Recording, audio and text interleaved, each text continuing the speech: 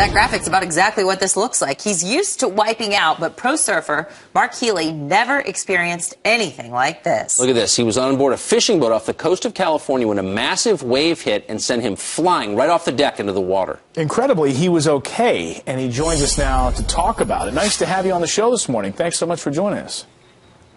Yeah, no problem. Thanks for having me. So it had to be a split-second decision there. You're deciding between staying on board, jumping out. You think the boat's going over. What made you decide to jump? Well, I kind of saw the writing on the wall on that one. Saw a wave swing really wide and come in, and I knew we weren't going to make it around it. And typically in a potential maritime disaster, the best idea is to stay with the boat. But I really didn't feel like getting smashed around like a ice cube in a shaker. So I looked at my friends to the left and right of me and just told them, I don't know about you guys, but I'm jumping. So I just tried to distance myself.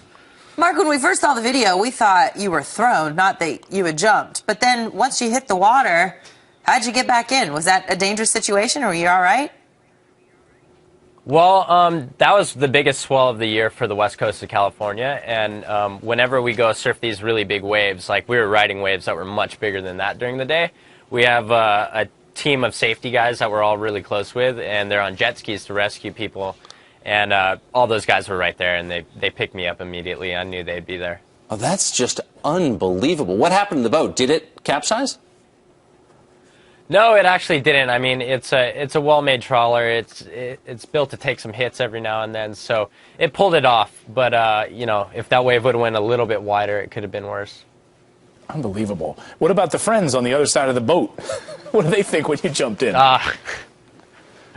They were my friends on the jet skis who picked me up were like basically crying, laughing at me, and I came up pretty much dying laughing. And then I checked to make sure everybody was okay on the boat. But there's some damaged equipment, so cameras, but everybody was pretty much in good shape. So there's a surfing awards show coming up in May, and this video is up for that. I'd never heard of it. The XXL Big Wave Awards. Are you hoping you win or not?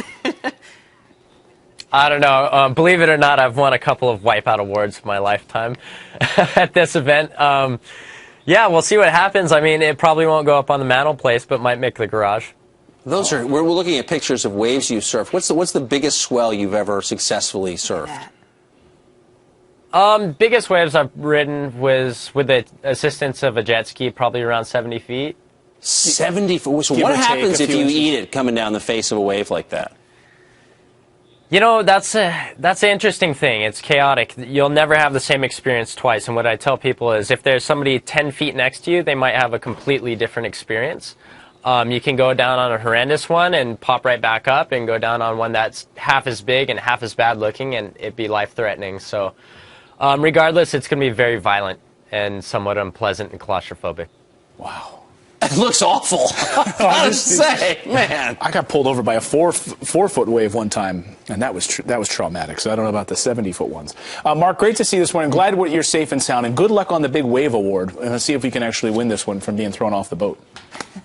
You're a brave man and a lucky one. Thanks. Thanks, Mark.